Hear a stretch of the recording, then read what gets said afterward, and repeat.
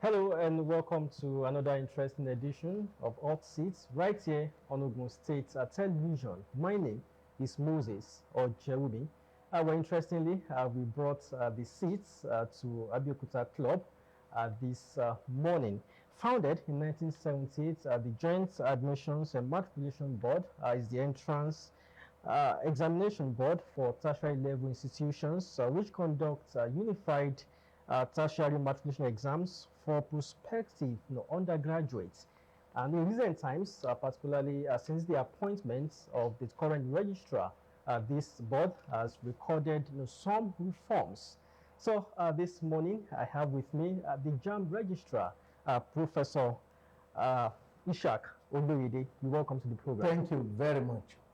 Well, quickly, let's get to see his profile. And when I'm back, we'll ease the interview segments of the program.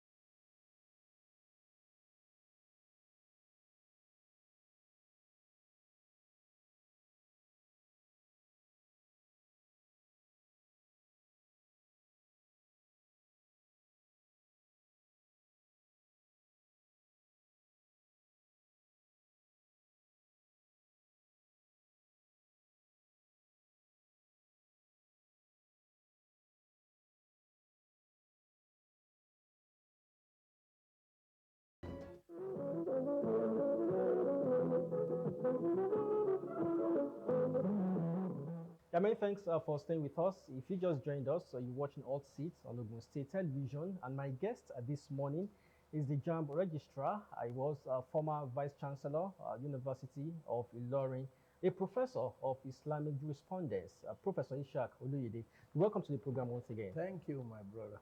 Now, let's go deep into it. Like I said in my introduction, that since your appointment in 2016 and your reappointment in 2021, we've seen some reforms in JAMB. But let's start with the pockets of complaints that trailed the 2022 UTME, which are the power failure of biometric capturing machines, and other forms of technical issues. So how are you planning to address this? Thank you very much. It will not be true to say I've not had such complaints, but more often than not, they are hearsays. I don't hear this from parents, from students, from candidates. I hear it from parents.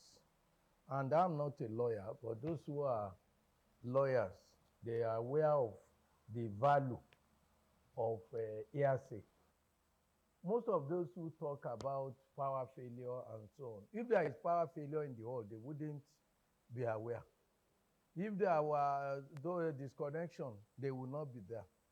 People who have failed, they look for reasons for the failure. As far as I'm concerned, there are pockets of problems here and there. I'm not denying that. But when you hear parents who must explain why their children are failing, particularly those who have invested heavily in illicit procurement of questions for their wards, and they suddenly found that they have been duped, they must look for reasons for the failure. For me, issues might be there, and when there are issues, we will know, and we will rectify. On the 6th of August, there is going to be a mop-up exam. What do we call mop-up exam? Mop-up exam will be for those people who took examination in centers that were considered to have violated some basic ethics of examination. Those centers that we could classify that at such centers, mass cheating took place. Such centers, for this year, we have only 10 of them. And they are concentrated in about 5 towns: Aba, Onitsha, Ebute Metta in Lagos, Benin, and Asaba. These are the 5 towns that we were able to apprehend what happened, and we canceled the examination. But because there were some innocent candidates in those centers, you wouldn't just throw everything away. That's why we ask all of them to come back for a receipt. Then there are those who have these genuine technical problems. Where there are technical problems, all of them who have technical problems, they're about, across the country, 9,000 out of 1.9 million. So if we are talking of now 9,000, even if it is paper and pencil, the problem will be more than 9,000. You have just 9,000 of them, and we knew that there were problems with them, and we have rescheduled them for the examination. So, but when you hear people who are supposed to bury their heads in shame, now coming out to say, there were this, there were that, and so on. We had 750 CBT centers across the country, not owned by JAMB, but private and public institutions. We certified them. And out of these 750 CBT centers, you have about 40, 50 of them malfunctioning. And those malfunctioning ones, we decided on what to do, and we are replacing biometric verification.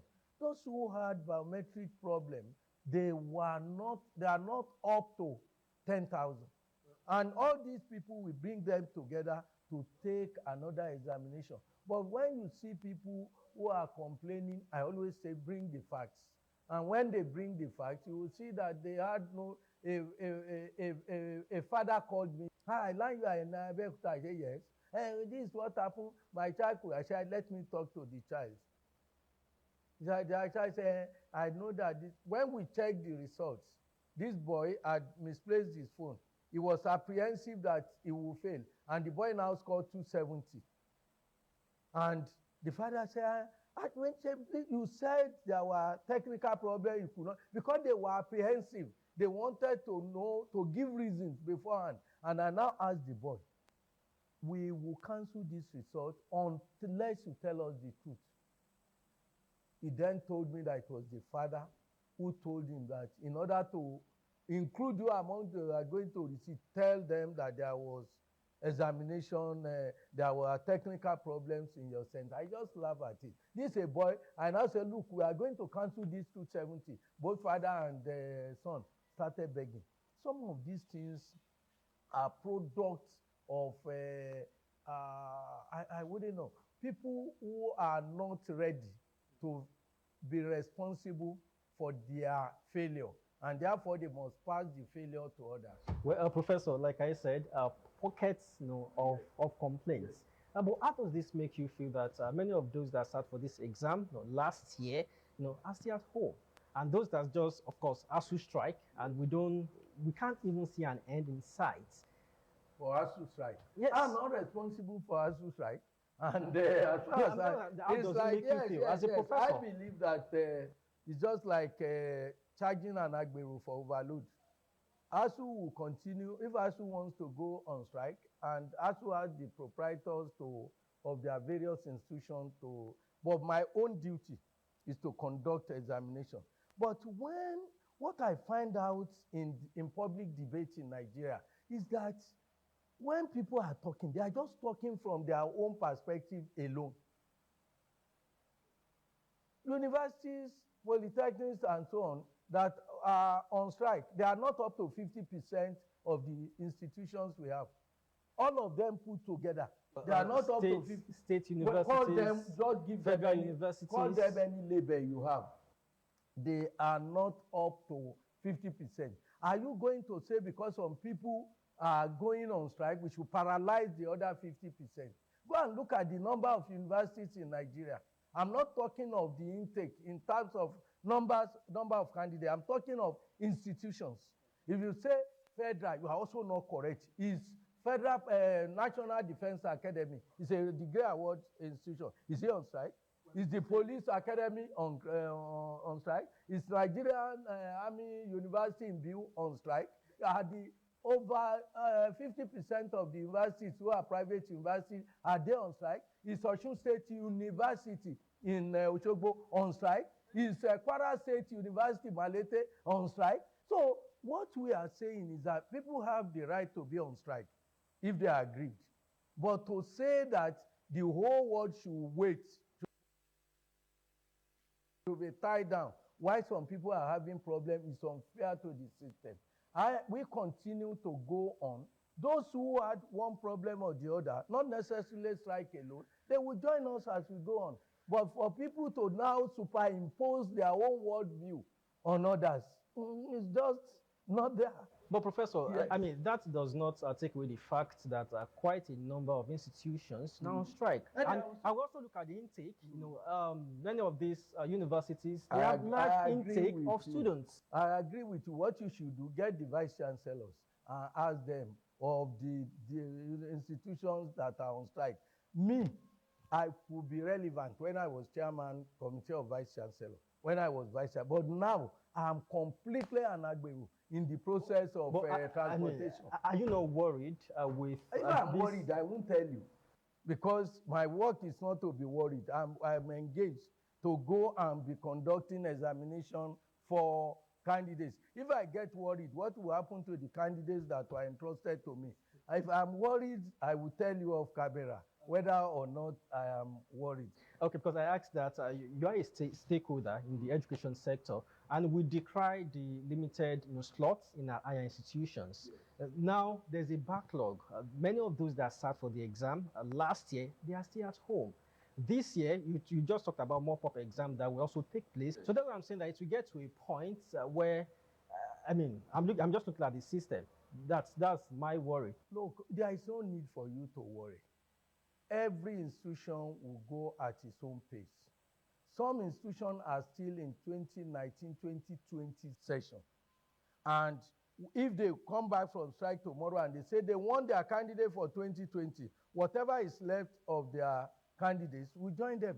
There are those who are in 2021, 2022 session.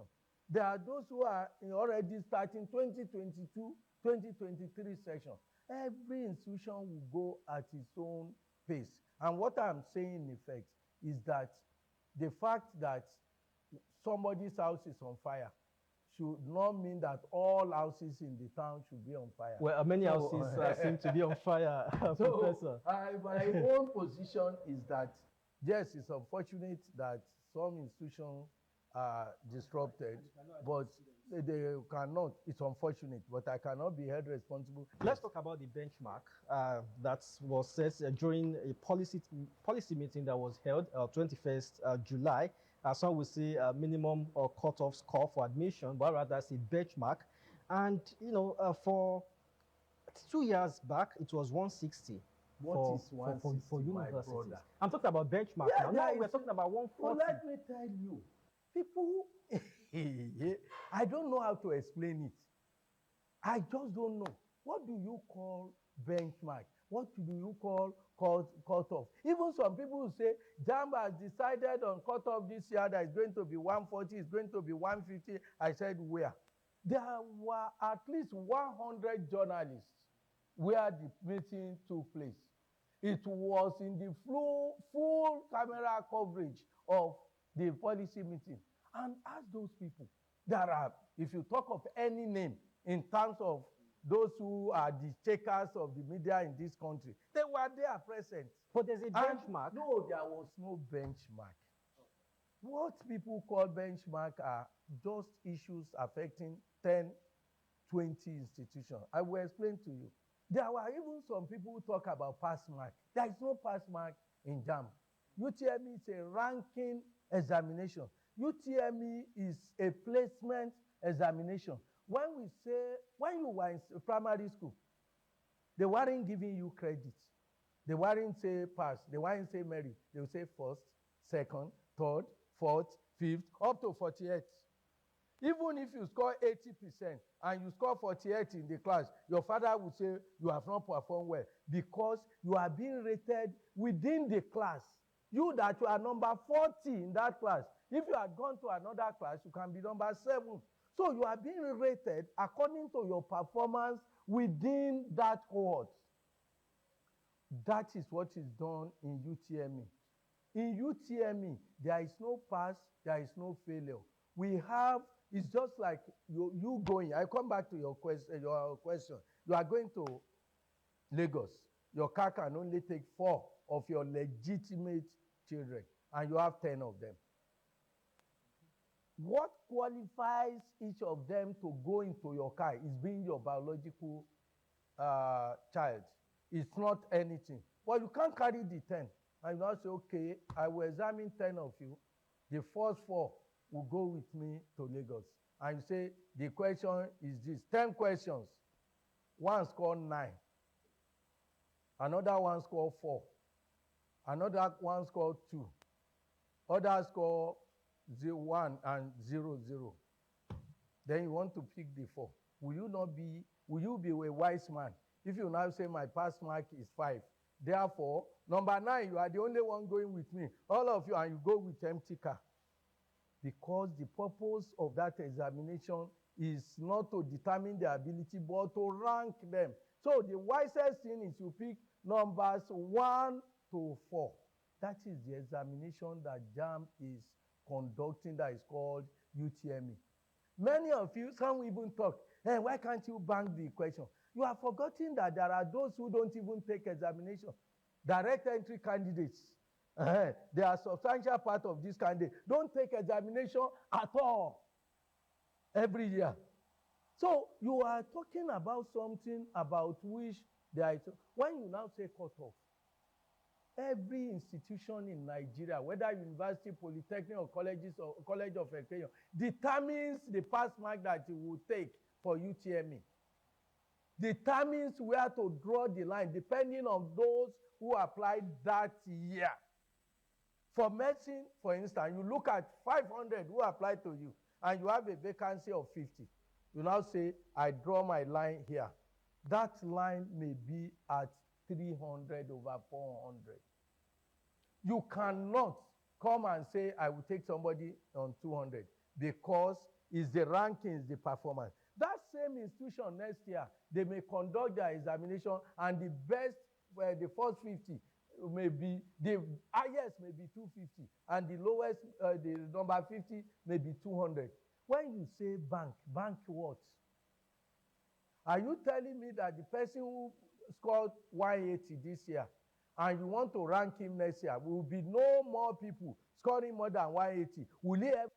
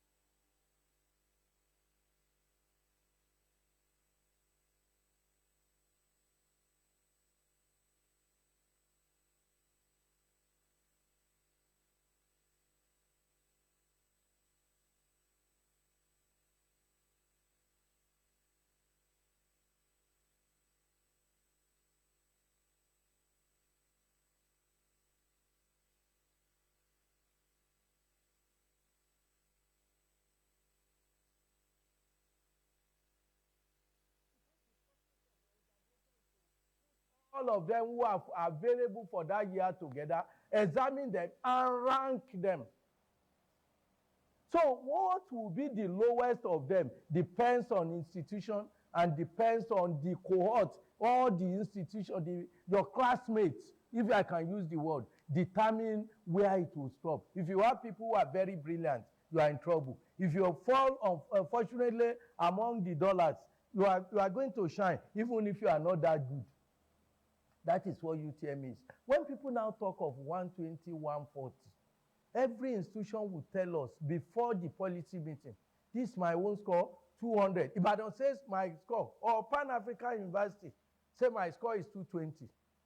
It can never take 219, even after policy meeting. Even if they recommend, we will not take it, because 220 is your pass mark. You cannot take anybody less than 220.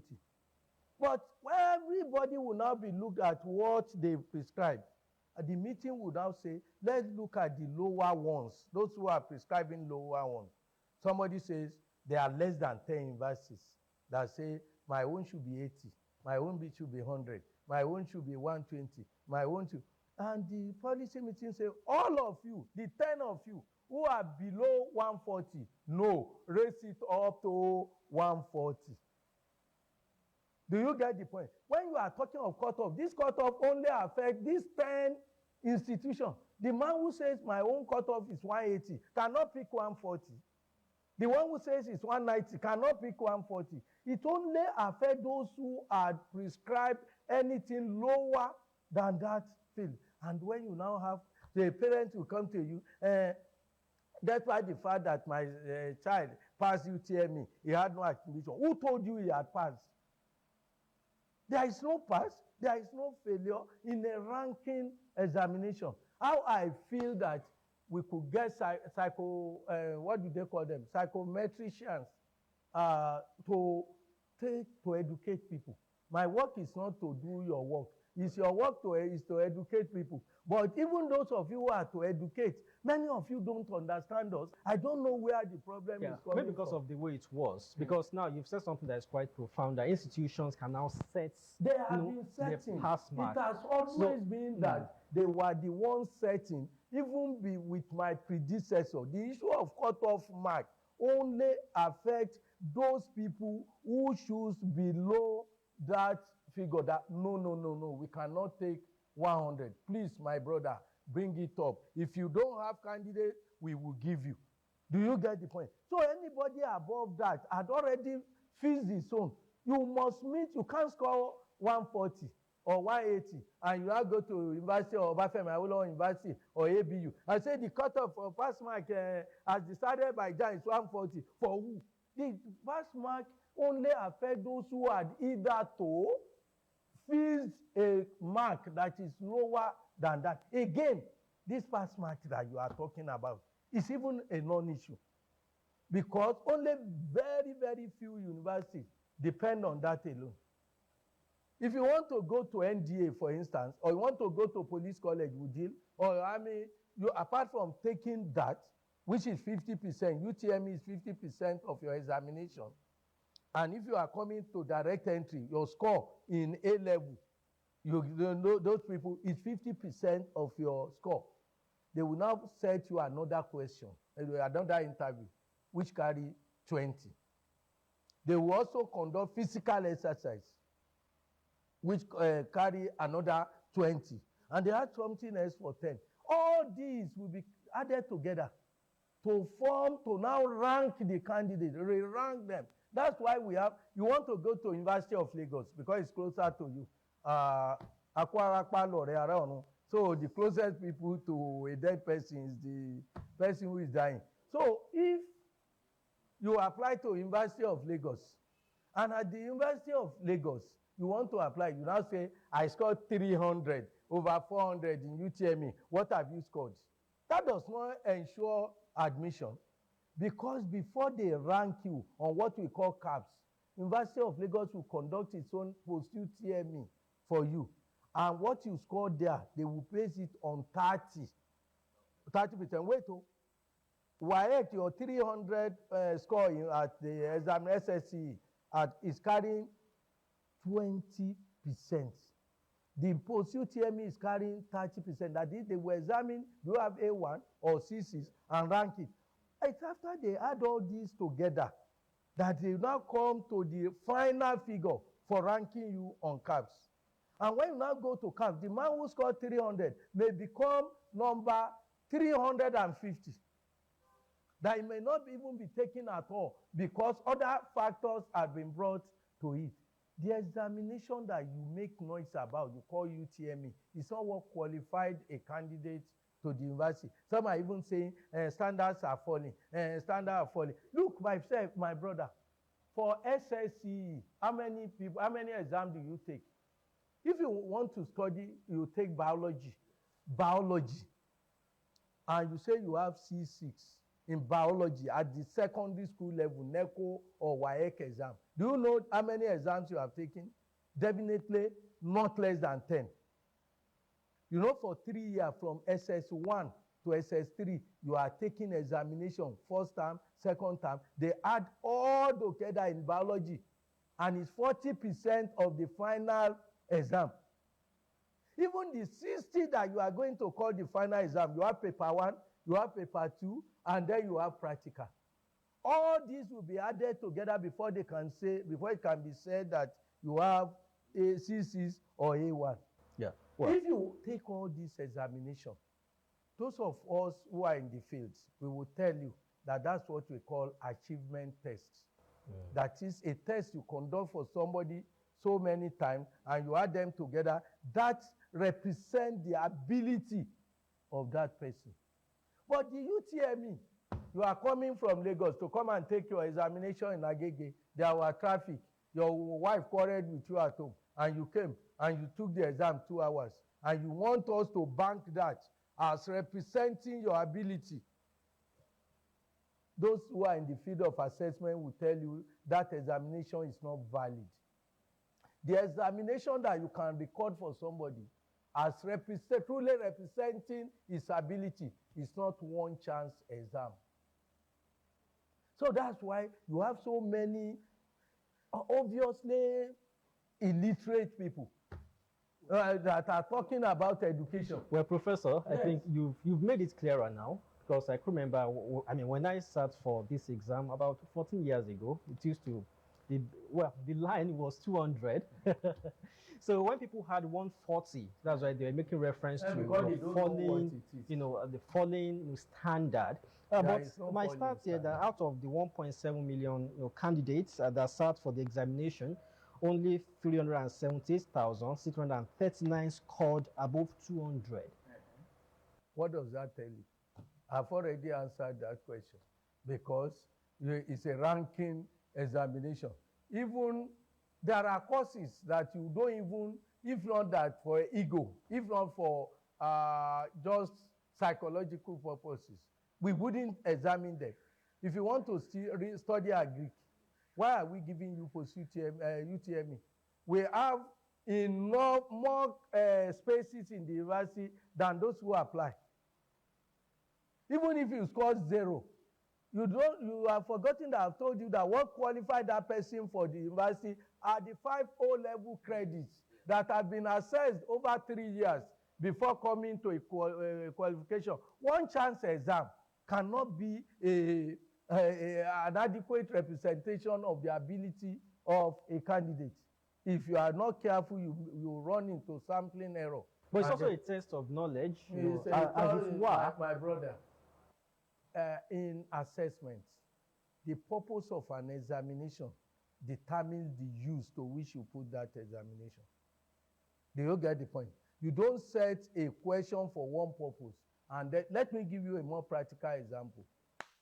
The Nigerian police recruits 1,000, if you like, men into the police force every year. We conduct their examination. 15,000, for instance, applied this year. Then they took number 1 to 1,000, and they said that's it for this year. Next year, they are still going to advertise. Somebody says, why can't they use the one they used last year?